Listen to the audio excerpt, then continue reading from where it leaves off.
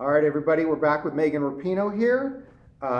You guys are going to have plenty of chances to talk to Megan about soccer as we head into World Cup and Olympic qualifying. But given the news of the day, Megan has a few words that she'd like to express, and then we'll try to take a few questions for Meg at the end. So, Megan. Hi, everybody. First of all, obviously, it's good to be back in the crest and seeing all of you. I wish that we could just talk about soccer today, but obviously with the ruling on Roe v. Wade, that takes precedence over everything. It's hard to put into words how sad a day this is for me personally, for my teammates, for just all of the people out there who this is going to affect. I say this all the time, but pro-choice means that you get to choose. Pro-choice allows other people to be pro-life if that is what works for them, or that is what their beliefs are, or if that is where they're at in their life. Pro-life doesn't allow anybody to make a choice. I think this, obviously, you can understand from an individual perspective how difficult it is to live in a country where you have a constant, unrelenting, violent,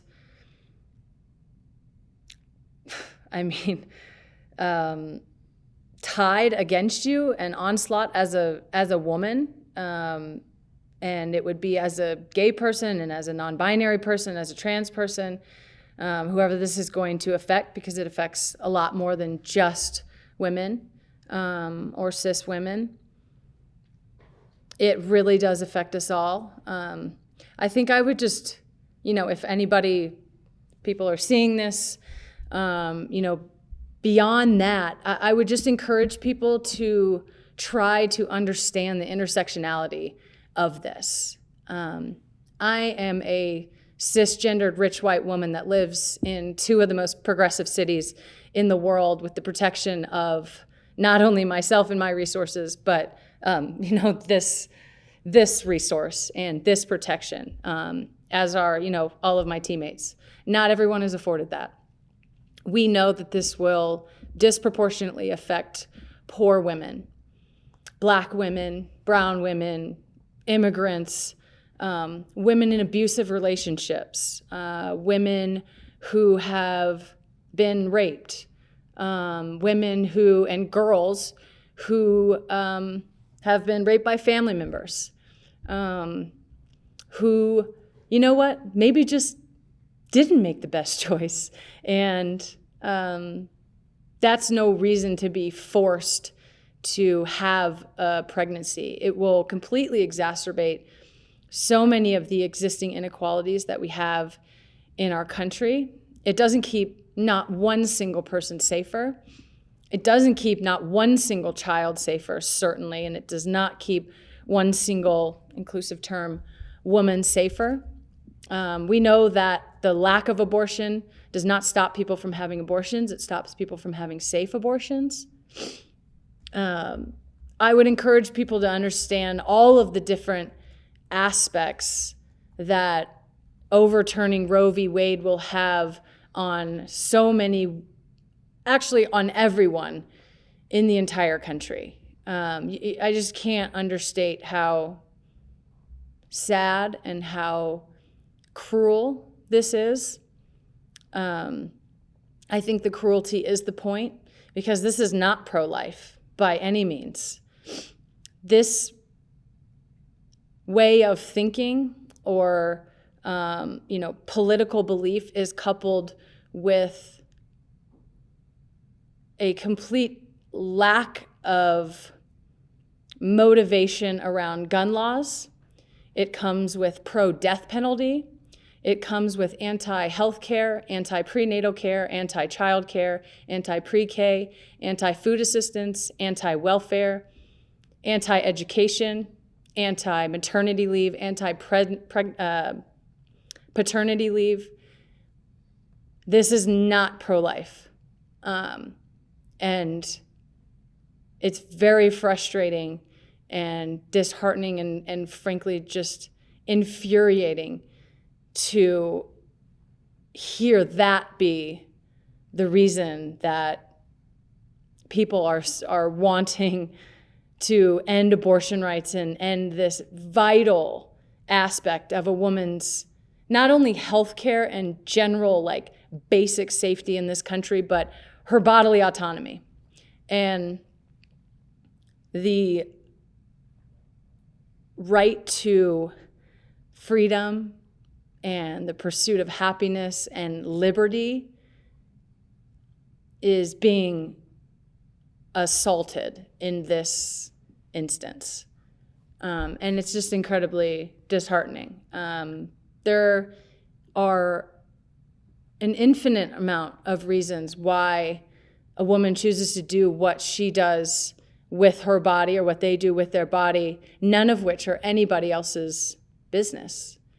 And I just, again, like, it's just so disheartening and so sad because some people will be okay, but most people will not. Most people are not in a position or have the resources or whatever the case may be to protect themselves. And so to have the entirety of the US government say to people's faces, say to women's faces, we do not care.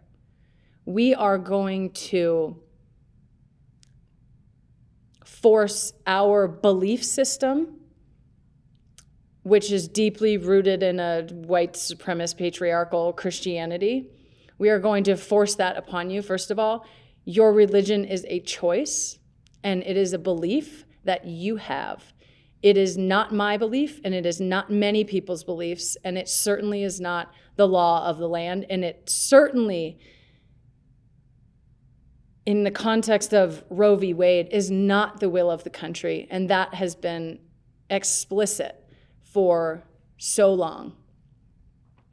The makeup of the court is ill-equipped to handle this kind of decision.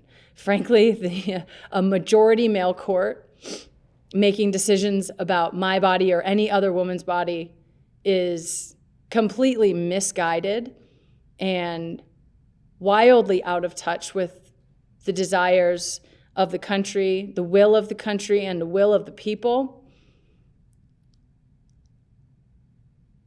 And I think are acting incredibly irresponsibly and inappropriately. Again, I think I'll just end with pro-choice means that we all get to decide what is best for us because that is our right as a human being in this country. And frankly, I believe in the world. And pro-life does not allow anything other than one very strict religious view, frankly, and belief system to be forced upon everyone else. So this will obviously have very wide-ranging effects when it comes to racism and transphobia and homophobia and inequality, and will exacerbate so many of the existing issues that we have in our country, particularly as we come out of COVID, as the economic situation will likely continue to deteriorate for so many people. It's a really sad day. It's a really hard thing to deal with for all of us. And again, I encourage people to take a step back and come from a place of compassion and humanity and understand that just because I believe something doesn't mean everybody else has to. And we all get to make our own choices. But ultimately, we need to come from a place of love, respect, and autonomy to do what we feel is best for us. So I'll open up for questions. Thanks, Meg. We'll take a couple questions. We'll go to Nancy Armour first. Go ahead, Nancy. And thank you very much for taking the time to do this. You were one of the 500 female athletes who submitted an amicus brief to the court in this case. making the link between Title IX and Roe v. Wade, that without Roe, the gains of Title IX would not be possible. Obviously, yesterday was the 50th anniversary of Title IX.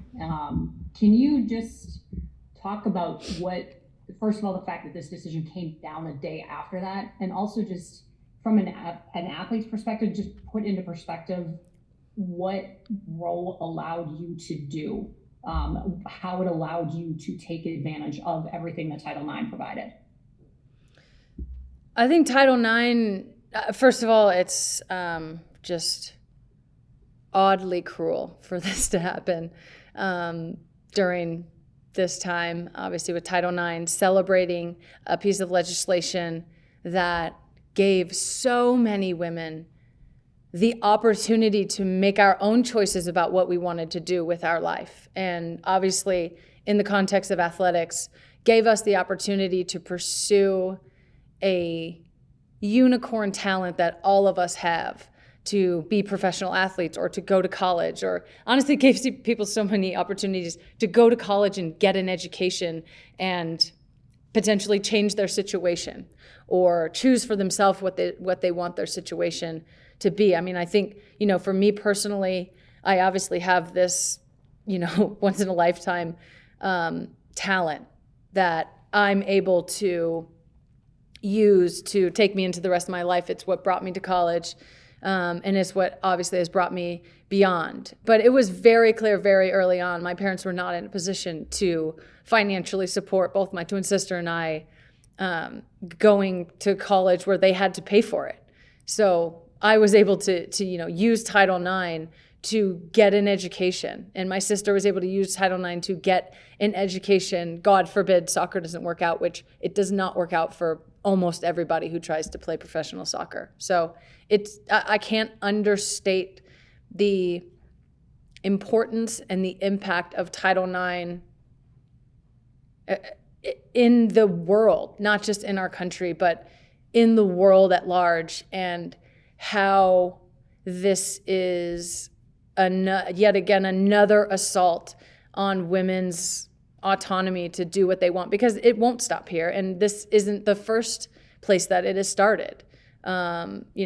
Lack of health care, the disgusting and cruel attack on trans kids, the bathroom bills, a lot of the decision, I believe, from what I've read, Obergefell comes up a lot in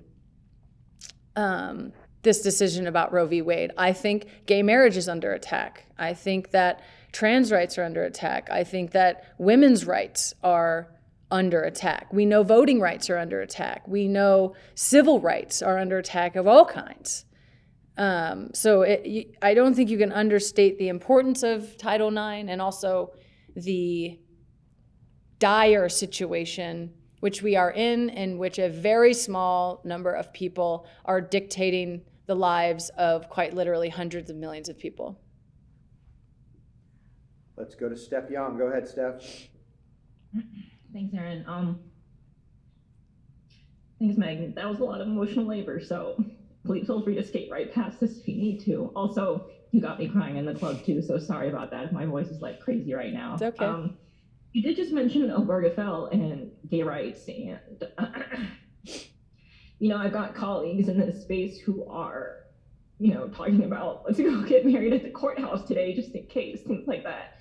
And I was just wondering if there was any discussion amongst you and other teammates about the impact of this on queer communities, not just in terms of gay marriage, but for queer communities, bodily autonomy is also a really huge issue. So yeah, thanks. I mean, yeah, no, it's okay. Listen, I hold space for that, and it's a very emotional day. Of course. I see everything intersectionality as an intersection. I absolutely think gay rights are under attack. I absolutely think we will see legislation pop up state by state by state that will eventually come to this radical court. I have zero faith that my rights will be upheld by the court. I have faith in our country, and I have faith in people, and I have faith in the voters. And if you ever needed a fucking motivation to vote, to get involved, quite literally, people's lives depend on it. People, like actual lives, we're talking life and death, and also, your life in terms of what does it mean to even be alive? If you can't be your full self, like, what the fuck is the point? So yeah, I mean, we've absolutely had these conversations. I think we'll continue to have these conversations. I think this is obviously very new and very raw. A few of us, I mean, obviously we heard about the leak, but which, I mean, to whoever leaked that, thank you for giving us a heads up, because this is a lot to take in, and to be surprised by this would have just been fucking out of control. But yeah, people are scared, and it's like, for me, I'm scared because this is just awful. And I know how important it is for me to express myself and to be who I am. And, but I'm going to be fine. I said that. I'm rich and white and super privileged and famous and live bi-coastally. I will not be subjected to so much of the impact that this will have, but other people are not that lucky, and they will be affected immediately. They're likely already being affected. So yeah, it is an emotional day. It is a scary day. We have to be vigilant. If, again, there is any needed motivation for getting out and voting and using our voice, and by any and all means necessary, protecting the progress we've made, but also fighting like hell for what we still need. Please let this be the siren that you need. Take a few more, Thank you, Megan. Megan, and thanks for the healthy cry. All right, we'll go to Grant Wall. We'll take a few more for Megan. Go ahead, Grant. Hi, Megan. Your team plays in Utah in a couple of days. I'm not sure what the laws are in Colorado. My understanding of Utah is that they have some sort of trigger law, anti-abortion law, that goes into effect. What do you want to see U.S. Soccer do when they schedule games in certain locations in states that have anti-abortion laws? How do you feel about playing in Utah in a few days? I mean, obviously, we're not moving the game, and we're not protesting the game. I think, as you guys have seen, the most powerful thing we can always do is show up and not only express our, supreme skill and talent and joy on the field, but to be able to have that platform. I think moving forward, we should do any and all things necessary as people, organizations, the media, corporations, government, national governing bodies, and everybody in between, to ensure the rights and liberties of every single American. So I don't know exactly what that looks like. Thus far, we've felt extremely supported by U.S. Soccer, by everyone here individually. We spoke to Kate last night. A group of us, obviously, I've been given this platform and had, conversations with Hype already. We